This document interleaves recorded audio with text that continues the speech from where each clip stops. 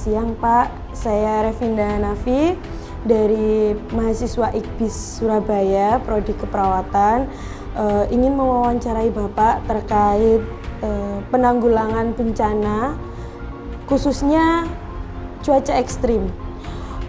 Jadi berdasarkan prediksi Badan Klimatologi dan Geofisika atau BMKG, cuaca ekstrim yang melanda di Indonesia ini berjalan dari bulan Desember hingga Maret, yang bisa menyebabkan potensi seperti gelombang tsunami, banjirop, kemudian angin puting beliung, bahkan pohon-pohon yang tumbang.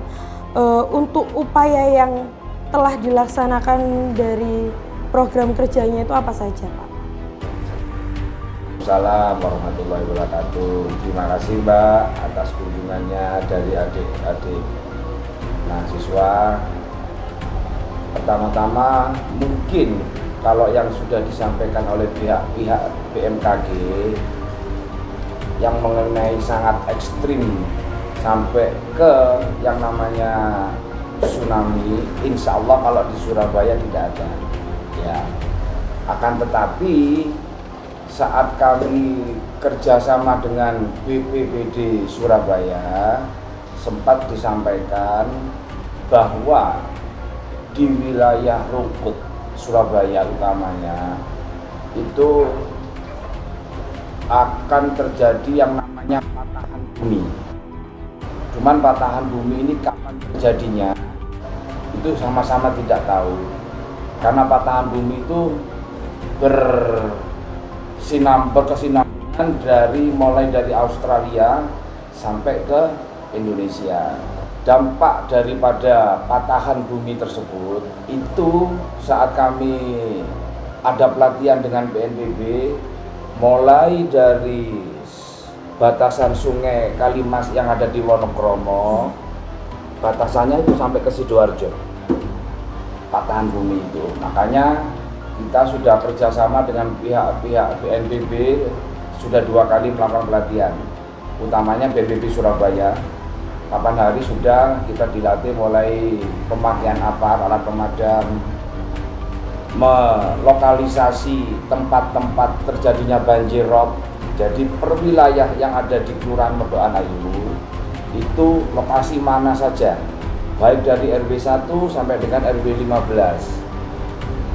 Dari total RW 1 sampai RW 15 yang kami lansir, seringnya terjadi banjir itu adalah di wilayah RW 3, RW 14, 15, 13, dan 12. Itu karena berdekatan langsung dengan sungai. Dari kedekatan sungai ini tadi kita sudah melokalisasi. Artinya tempat-tempat mana yang akan dipakai, utamanya yang dipakai itu adalah lokasi yang luas. Satu contoh kayak lapangan, sentralisasinya di sana, dan itu sudah kita petakan, dan itu sudah kita buat lokasi-lokasi yang akan kita pakai selanjutnya. Dari lokasi-lokasi selanjutnya yang sudah kami tentukan, baik dari RW 1 maupun dengan RW 15, itu bekerja sama dengan Satgas. Satgas ini yang kemarin bertugas menangani COVID, membantu percepatan COVID, sehingga oleh pihak pemerintah setempat yang bekerja sama dengan kelurahan menindaklanjuti, terbentuklah yang namanya KTB, Kelurahan Tanggap Bencana. Tujuannya apa KTB? Itu tadi, untuk menangani banjir-banjir, menangani kebakaran. Maka dari itu 3 pilar yang ada di kelurahan ini, kelurahan, kecamatan, babinsa, babin kamtibmas, puskesmas, dan dibantu oleh KTB akan melakukan itu tadi. Dan tidak lupa dengan KSH, tahu ya KSH ya, yang dibentuk oleh pemerintah. Nah, KSH ini nanti yang akan membantu kita, baik mulai dari bayi stunting, bayi berkebutuhan khusus, disabilitas, ini sampai sekarang sudah kami lakukan seperti itu. Jadi KSH ini adalah kader Surabaya Hebat, di mana kader Surabaya Hebat ini adalah salah satu stakeholder yang ada di setiap kelurahan. Kemarin kenapa wacana dilakukan pelatihan oleh BNPB hanya dilakukan di Kelurahan Medokan Ayu? Karena wilayah Kelurahan Medokan Ayu rentan dengan banjir rob. Maka dari itu puskesmas, kelurahan, kecamatan dengan dibantu oleh KTB ini sudah mempersiapkan segala sesuatunya. Kebetulan dari RW 8 sendiri itu sudah siap ada 2 kapal karet yang nantinya membantu dalam pelaksanaan banjir. Tapi yang mudah-mudahan insya Allah tidak akan terjadi itu ya, karena termasuk ekstrim, cuaca ekstrim atau tadi puting beliung, sini cuma sering dilewati aja. Insya Allah itu di wilayah kita tidak ada, hanya menyisir di sisir tepian laut, larinya ke Sidoarjo. Selama ini yang terjadi seperti itu. Setelah dari penjelasan saya seperti itu, mungkin Mbak ada pertanyaan lagi, monggo. Siap, insya Allah akan kami bantu untuk menjelaskan ya. Untuk terkait elemen-elemen tadi dari kelurahan, KSH, sasaran dari pelatihan BNPB yang ada di Kelurahan Rungkut ini itu apakah hanya itu tadi atau semua masyarakat dari usia remaja hingga dewasa yang diberi pelatihan terkait bencana? Baik ya, saya jawab ya. Dari pelatihan-pelatihan tersebut, sementara yang dikasih pelatihan oleh pihak BNPB adalah para KTB, belum para pengurus atau anggota daripada Satgas yang kemarin yang sekarang jadi KTB, Kelurahan Tanggap Bencana. Nantinya dari BNPB akan melakukan pelatihan juga pas setiap RW, baik dari RW 1 maupun dari RW 15. Kita mengingat lagi wilayah RW 2 dan RW 3 itu rentan terjadinya kebakaran. Karena apa? Di situ ada home industri, rumahan, bikin gorengan, mulai dari gorengan tahu, ada juga dari UMKM-nya, kemasan gorengan bawang putih, bawang merah yang dimasukkan ke UMKM yang ada di Kelurahan Medokan. Insya Allah nanti itu akan berlanjut dari pelatihan-pelatihan tersebut. Karena Kelurahan Penjaringan Sari sudah, kebetulan Kelurahan Wonorejo pun juga sudah, dan nanti akan menyusur lagi ke Kelurahan Medokan Ayu. Itulah. Apakah pelatihan itu hanya pencegahan bencana? Apakah ada pelatihan tentang penanganan kerugian ekonomi yang ada di wilayah Kelurahan Rungkut juga? Dari pelatihan itu. Bagus, pertanyaan bagus. Jadi gini, kalau untuk penanganan bencana sudah pasti dilakukan, ya. Tapi kalau untuk penanganan mengenai dampak daripada ekonominya itu yang masih belum. Artinya dari dampak itu sendiri pastinya akan bekerja sama dengan dinas sosial, ya kan? Nah, yang dari dinas sosial ini yang masih belum ada, tapi yang mudah-mudahan jangan sampai terjadi ya bencana-bencana seperti itu. Tapi memang paling tidak kita lebih bagus sedia payung sebelum hujan. Artinya kan semua stakeholder ini harus ketemu jika ada bencana terkait dengan perekonomian. Satu contoh, dampak dari COVID kan sudah kelihatan. Makanya pemerintah Pemkot Surabaya menerapkan dan memajukan UMKM di setiap sektor. Lah, di Medokan Ayu ini sudah kita jalankan. Utamanya itu adalah dari pihak LPMK yang melakukan kegiatan untuk pemanfaatan ekonomi jangka pendek maupun jangka panjang dengan usaha mikro maupun makro, termasuk menggait para PKL yang ada. Nanti kita kemas, kita jadikan satu, kita bantu dengan UMKM dari Pemkot juga. Baik, kemudian untuk kesiapsiagaan dari tim yang ada di kelurahan ini, bagaimana penyaluran informasi terkait jika ada bencana yang kemungkinan datang secara mendadak? Gitu. Bagus, terima kasih.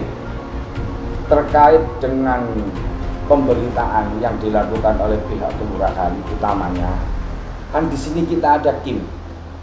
Apa itu KIM? Kelompok Informasi Masyarakat, di mana KIM yang sekarang yang terbentuk ini sudah menyatu dengan stakeholder yang ada di Kelurahan Medokan Ayu, utamanya Pak Lurah sendiri sebagai Lurah Medokan Ayu sangat appreciate sekali, sehingga kita diberi tempat di kelurahan, sampai kita sudah bikin studio segala macam dengan ketuanya Bapak Haji Muhajir atau Abah Tinde. Kedepannya pemberitaan ini akan menjadikan ada website yang ada di dalam HP, baik RW 1 sampai dengan RW 15 akan mendapatkan. Artinya dari website ini ada, kita kasih nama One Touch. Sekali tekan akan muncul semua kebutuhan dan kegiatan apa saja yang ada di Kelurahan Medokan Ayu, di mana semua website yang ada di sini dengan kita kasih nama Medokan Ayu Berkreasi ini semua mengena.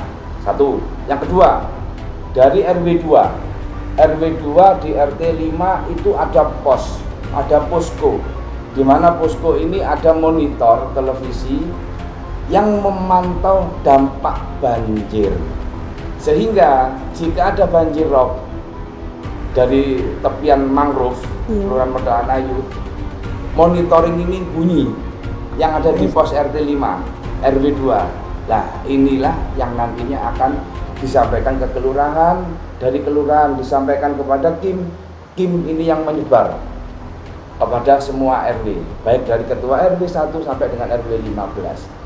Jadi insya Allah rencana ini sudah kami buat sematang mungkin, dengan terpilihnya atau dengan ditunjuknya Abah Wahyu atau Abah Muhajir atau Abah Tindik ditunjuk menjadi ketua Kim, gitu Pak. Baik, dari penjelasan Bapak tadi sudah banyak sekali dari kelurahan maupun bantuan dari pemerintah terkait pendukung atau misalnya seperti tadi layar monitor. Kemungkinan ada kekurangan atau bahkan batasan yang dihadapi oleh tenaga-tenaga relawan atau misalnya yang ada PMK itu tadi, apakah ada kekurangannya atau misalnya hambatannya kepada masyarakat untuk himbauan tadi?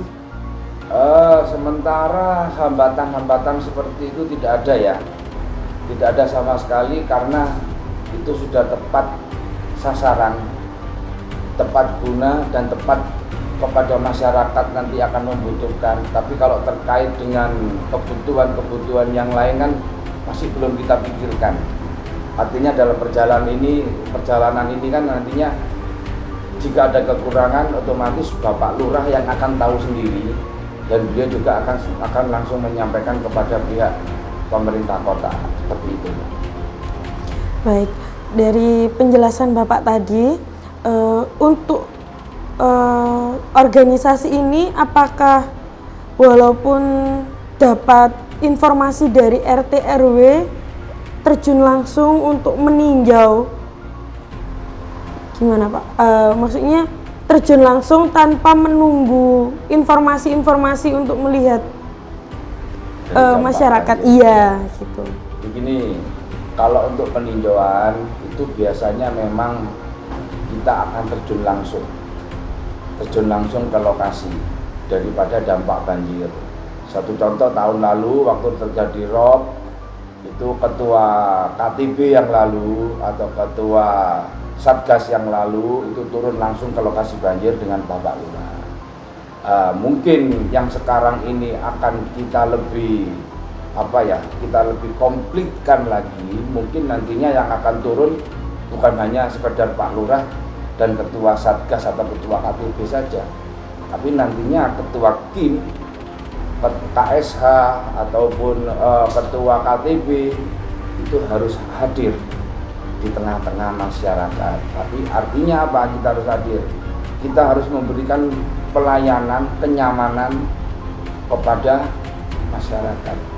Selama masyarakat itu merasa nyaman atau merasa terjaga kehidupannya, otomatis masyarakat juga tidak akan tinggal diam kan. Artinya semua bisa bahu-membahu untuk mengatasi bencana-bencana seperti itu.